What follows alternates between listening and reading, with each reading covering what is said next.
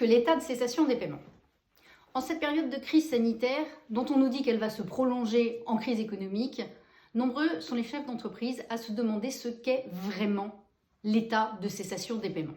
L'état de cessation des paiements, c'est une notion qui permet de déterminer si une entreprise doit déposer le bilan ou non. Et contrairement à une idée répandue, ce n'est pas une notion comptable, c'est une notion juridique. Elle est définie par le Code de commerce à l'article L631-1.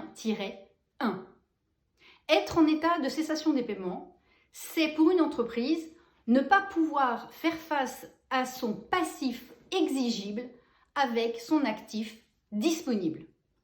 Alors, qu'est-ce que le passif exigible? Eh bien, le passif exigible, ce sont toutes les dettes arrivées à échéance.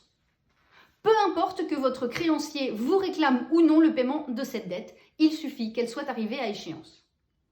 L'actif disponible avec lequel on doit pouvoir payer son passif exigible, c'est très simple.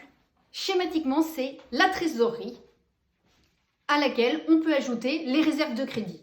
Facilité de caisse, autorisation de découvert, et ça n'est rien d'autre. Dès lors que l'actif disponible et ses réserves de crédit ne permettent pas de faire face au passif exigible, l'entreprise est en état de cessation des paiements. Et cela a une incidence immédiate, c'est que la loi fait obligation à cette entreprise de demander soit l'ouverture d'une procédure de conciliation, soit de solliciter l'ouverture d'un redressement judiciaire, ou si elle n'a vraiment plus d'activité, d'une liquidation judiciaire, dans un délai de 45 jours. Et ce, à peine de sanctions, sous certaines conditions, pour le chef d'entreprise qui ne le ferait pas.